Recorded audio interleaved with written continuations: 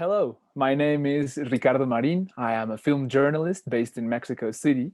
Welcome to this year's 2020 10th edition of Festival Internacional de Cine de Guadalajara in LA, now the Guadalajara Film Festival in Los Angeles. Thank you to our supporting organizations. The festival's new mission is to show the best of Latin American cinema and open doors for emerging Latino creators with the intention to cultivate a borderless film industry. I'm here to talk with the directors of Zero Impunity. Here today with us, Nicolas Blies, director, and also director Stefan Weber Blies. I'm hoping I'm pronouncing those names correctly, by the way. Perfectly good. Thank you. Well, welcome. Thank you very much for your time.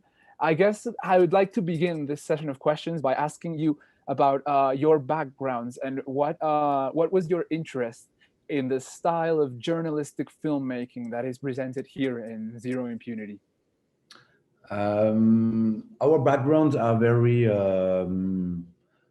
different. From Nicolas, for example, came from the music side of cinema, and I came from edition, literature, etc. But about Zero Impunity, we are not journalists, but Nicolas and me, but we work on sexual violences for many years now. 10 years ago, we did a little short about female pedophilia, for example, and now we start with Zero Impunity, a kind of trilogy about sexual violence, and Zero Impunity will be the first part of this trilogy. We are interested in this subject for personal reasons, but also because we are now fathers, specifically from two daughters, and so gender equality, sexual violences are topics who are very interesting to us specifically. Yes, and all started with Zero Impunity when our producer Marion Gut met survivors in Rwanda 5 years, 6 years ago, and a woman testimonied to Marion, and she told her that if she have to speak in a documentary or something like this, it will be important for her to be heard, because it's the only way for her to be protected, because voices who spread can protect her. So when Marion came back in Luxembourg and told us about this connection with this survivor, we decided to start a project about sexual violences in war zone, in which we can imagine a new way to create a kind of hybrid film in which we can mix journalism, of course, but also animation and activism. And we wanted to create a movie in the crossroads of these three. Okay. Of course, Zero Impunity is a show of all these things that you just mentioned, Stan, for example. So I'd like to ask now, Zero Impunity isn't just a documentary. It's also the name of a social project, and it's also the name of a transmedia part. I'd like to ask what are the many aspects that globe up Zero Impunity that are not just the documentary? Mm-hmm. The first piece of this global project is the investigations we made with 12 female journalists, French one from the collective U Press in France, in Paris. With them, we chose, with Nicolas and the U Press collective, we chose 6 different areas where we can investigate to do our project, but also our film. So we choose the area you can see in the film. So for example, what happened in Guantanamo, what happened in Syria, in Central Africa with the French army, in Ukraine, etc. And they started to do the investigations. We also find 12 media partners around specifically Europe, for example, Mediapart in France or Infolibre in Spain. And with them, we launched these investigations. It was beginning of 2017.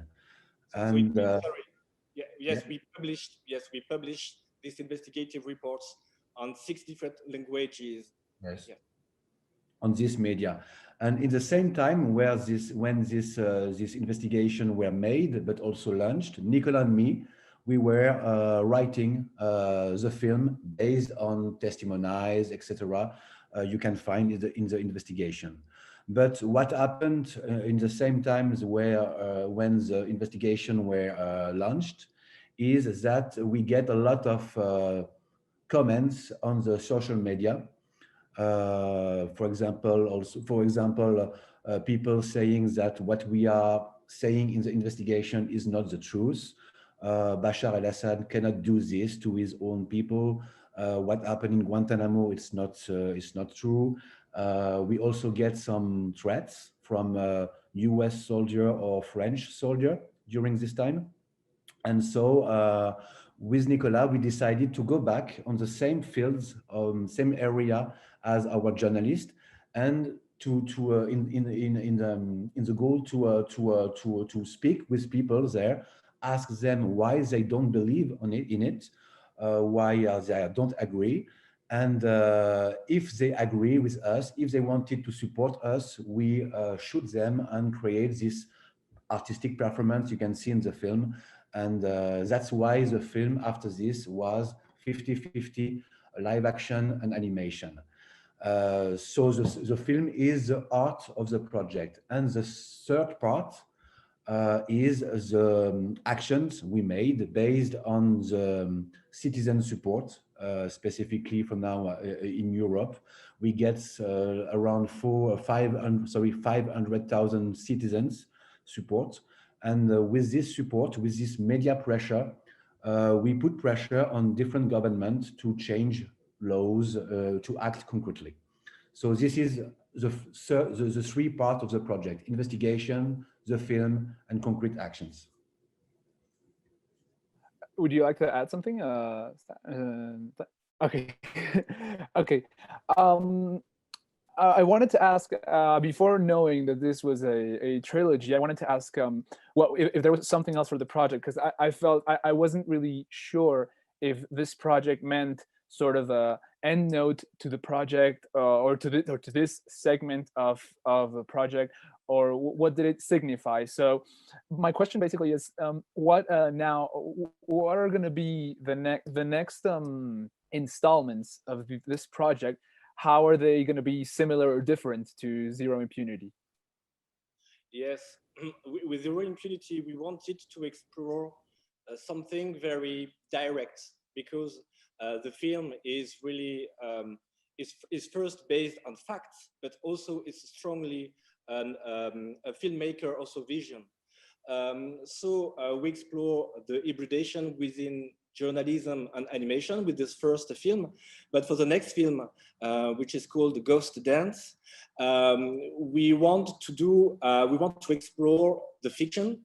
So it will be an animated feature film, but not based on journalism or something like this. We really want to explore something more poetic, more sensitive, and more based on strong narration.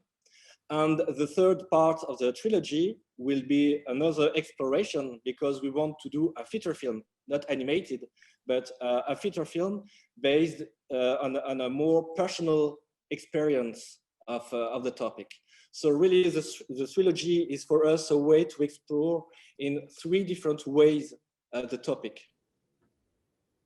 It's for us, it's also important to do this trilogy. As just said Nicolas, yes, the third part of the trilogy will be more personal. So we see also this trilogy like a kind of personal therapy, to make things go out from us about this topic. So it was very important to start with Zero Impunity, something very global, something very activist, with a journalist approach, to go to something more personal. That's, yeah. Okay. Now, these the stories that are found in Zero Impunity, they're very harrowing. They're very they light a very important issue. that is sometimes not often talked about. Now, I know you worked with organizations like UPress, I'm sure. How did you decide on the stories, and how did these stories come about? Did the journalists present them to you, and how many stories were presented, for example? How is that process like? It was important for us from the beginning to speak only about current war zone. That was the first thing. The second one, we wanted to explore the definition of sexual violences with the 6 different stories. We can have a global overview of what are sexual violences. So that was really important for us to do that. And the third point is also that we wanted to connect all these stories with the Western point of view. I mean, we are connected to this, to what happens in these stories. It's not happening far away from France or far away from the United States. We are connected to these crimes, and we wanted to question that. We are responsible also for these crimes, and we have to talk about. It's normal, but also yes, our goal, yes, as just said Nicolas, was to give a global definition of what is sexual violence is, because if we want to fight against impunity, we have to know exactly what we are talking about. And sexual violences are not only rapes in some wars. It's also what's happening in Guantanamo. It's also forced prostitution, for example. I know it's not something obvious for everyone that forced prostitution is also a sort of sexual violences in war zone, because a lot of people say, no, you cannot compare it with a rape in a war. For us, yes, you have to, because if you don't, you cannot have the global overview of what is sexual violences, and this is something bad if you want to fight against impunity. Yes, that is a very important aspect that I found in the documentary. Obviously, there is a problem as to how sexual violence affects women, especially in war zones. But the documentary is not just about how it affects women; it's also about how it affects men, about how it affects children, and about how this there's like this passed down culture almost that comes almost in a chain of command sort of way. So how did you approach this part of the problem? How did you make this this part of the issue so important? How did you underline the fact that it's not just about how it affects women, which is very important? I wouldn't like to erase that fact, but it's also completely widespread. So we wanted to explore that in the narration of the film. From the first part of the film to the end, we are going through and through. We are going from a personal story to a more global approach. So we start with the Syrian case, with the story of these children in Syria, and we finish the movie with the UN case. So in the movie, we are diving into this this mechanic of impunity. So that's why we choose these testimonies. We don't use all the materials we had in the investigative reports, because of course it's too much. We really focus on specific stories to dive into the mechanic. And it was also important to us to yes, as just you said, to show that it happens mainly, yes, of course, 80%, even more, to women, of course, but also to men and to children. And it was important for us to show it, because it also give to the audience a clue about the fact that sexual violences are some kind of weapon during a war. It's a weapon. Because if you only show, it's bad to say that, but it's a fact also. If you want to only show what happens to women, people will think maybe it's something based on the man and woman relation. No, it's war. It's a weapon. Sexual violences are using as a weapon, and showing it through example with men and children we can see it more clearly, in my opinion, in our opinion. Yeah. I wanted to go back to a topic you raised, Stan, regarding the different stratuses of power that are involved in this issue. The film bridges this problem really smoothly between the commonplace the commonplace problem that happens to victims and the problems that happen in the higher echelons of power, all the way to the Oval Room in the White House. So my question right now is, how did this synthesis happen? Because it has to be synthesized. What stories did you leave out? What was the main focus to bridge this gap in a more efficient manner? It's not an easy question. It was not easy to do that, of course, because there is different level of responsibility. I mean, the soldiers on the field have the same responsibility as the chief commander, etc., etc. But at the end, I don't know. I mean, we did it very intuitive. It was really intuitive. I mean, intuitively. But what we really wanted to show is that to fight against impunity, we need to have people who free their speech. And to free their speech, people, the survivors, or even the whistleblowers, have to feel secure to do that. So they have to understand that the people all around you are able to listen to you. And that's also what we wanted to show in the movie.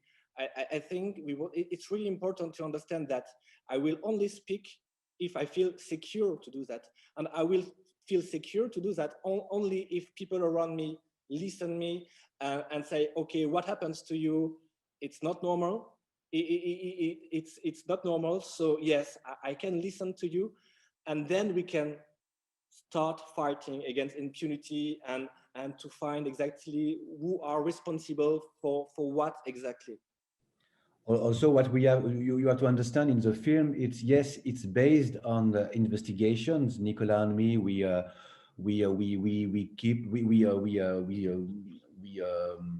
took in the investigation, testimonies, etc. But the global narrative of the film is an outer point of view, so our point of view. So it means with a point of view with all the author's subjectivity. And it was important for us to do it like this because we are not journalists and we assume it. We are authors. So the film is in a very brutal approach with no compromising. And we did so because we are authors and not journalists. And that's why we synthesize, yes, not a good word, the way in this way also, in an auto approach. That's great. Now, I didn't want to leave out a very important topic in this Q&A, which is the form. It's very drawing, the way and which it was made, which you mentioned at the beginning of the Q&A, which is the 50-50 part, 50% live action, 50% animation. What drew me most from the live action, at least, was the projecting side of it, the projecting part of into buildings, of these interviews that happen with journalists, or these videos that happen with people. Projecting something onto a building is an act in and of itself. It's a performative act in and of itself. How did that how did that come up to you? How did you say that? How did you think that this was the option to massively or to diffuse this to make this problem more known? We used this technique just before to do the film in the written session when the investigations were launched. We did such a performance in the streets of Paris, in the front of the buildings, the parliament, the French parliament, etc., to give a word to the President Emmanuel Macron in France and to ask him to take care about our demand and specifically about having trainee courses about sexual violences in a military school.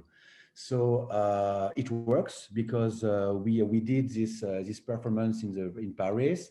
We record it and we put it on YouTube, and we had we did a little buzz in France because of this. And after this, we had a meeting with Emmanuel Macron team and the Ministry of Defense. And so we did it like this, and then we decided also to do it in the film to show the citizens' commitment. Yeah, it was a really strong experience for us as filmmakers, and we did it with the French artist Olivier Crouzel, and we did it in France, of course, in Ukraine, we did it in the United States, and it was really interesting to discuss first with people on the streets, and then to ask them if they wanted to show their support in their own city, in a public space. To put your face like this in the big buildings is a strong commitment. I think it's very brave, and it's very. What we wanted to show is we wanted to show to survivors that people support us, and I think it's really important to do that. Yeah. And how was the response, like the live response? You can sometimes see people staring at the projections, but how did you find that that approach outside the movie, of course? Yeah, we had different kind of approach, but you know, we live in a world with a lot of lights everywhere, advertising everywhere. So when you project some kind of these pictures on buildings, a lot of people don't care. They just look, and then maybe they start to listen, and okay. But it was really strange. A lot of people were very interesting and committed, and other people didn't care about that. But we did it also, all this projection, we did it without authorization. It was important for us to hack the public space without authorization because it's also in the spirit of the project. For example, where we were in Jordan, we were in Amman, so the capital of the country, and there the secret services were following us during all our journey there, and even our fixer was in prison the day before we came because they asked him, "What are you doing here? Why are you trying to do this kind of projection on our wall, etc., etc." So when we came, they followed us and they forbidden us always to project our character on the building in Amman.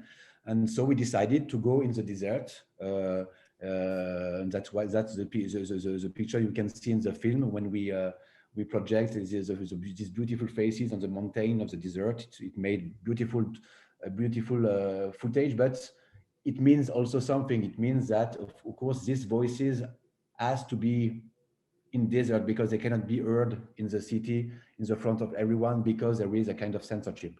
So the different countries has different kind of performance, and it means something different always. And these parts of the story of you being followed by Secret Service is very strange. Very it sounds very dangerous. Did you ever think of was your safety ever put into compromise, like maybe in the Donbass region in Jordan somewhere? No, it was very it was safe to us. No, the projection were safe mainly. What was more dangerous in a way was when the investigations were launched and the threats we get by email, etc. Very, for example, some US soldier told us that we don't have to go to the US because they will kill us if we come, something like that. So it was very. This part was more tricky than the performance part. Okay. And we lost also big media partners For example, a big French media partners, because they were interested by the project, but they didn't want to be part of the project in the project because we have these French investigative reports. We also have censorship in some festivals. That's why we are very proud and very happy to be here with you, because each festival who right now select the film and screen the film to the audience, I think they are very brave in a way, because honestly, many festivals didn't do that for political reasons. So it's also part of the project. And they told us that it was for political reasons. For example, Yeah. some festivals very liked the film, and they said us that it's a very good film. They select the film in official competition, and a few days just before, they call us and they said, no, okay, we cannot take it because we will do specifically this year a partnership with the UN, and we don't want to screen your film in the front of the UN. So there is a lot of this kind of situation happens during the last year. That's why, just as Nicolas said, we are very, very proud to be here. And for us, every festival who takes the film is courageous as hell. So yes, so that's why thank you very much. You approached a very important topic, which our time is running out, and so I'd like to wrap up with this.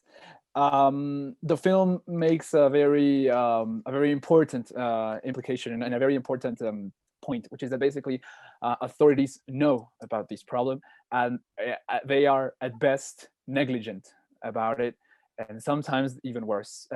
So my question is to you. Why do you think this problem hasn't really been addressed or executively solved in a more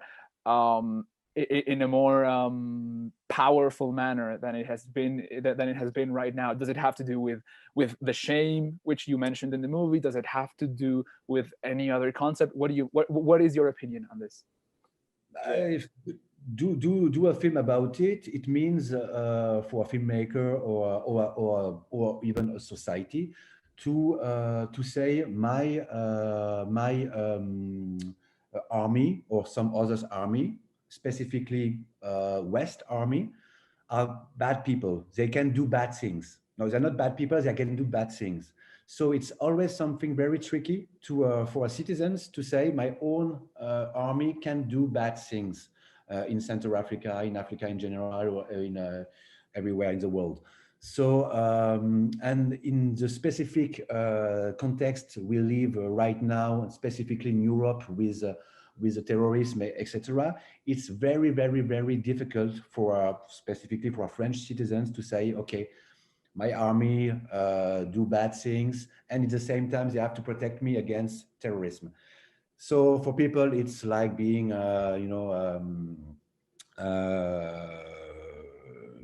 yes, it's not possible for them to think like this.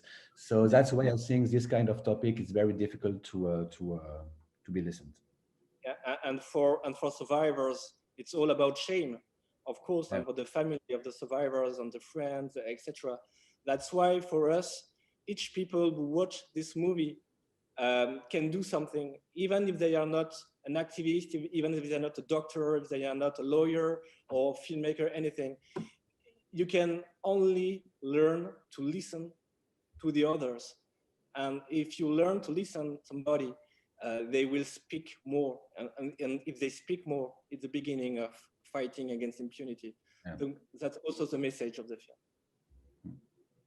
Well, thank you very much, Stéphane, Nicolas. Thank you very much for your time. Thank you for joining us in this streaming edition of the Guadalajara Film Festival. Follow us on our website, ficginla.com, and on Instagram, Facebook, and Twitter at ficginla. See you later. Thank you very much for your time. Thank you very much. Bye-bye. Bye. Bye.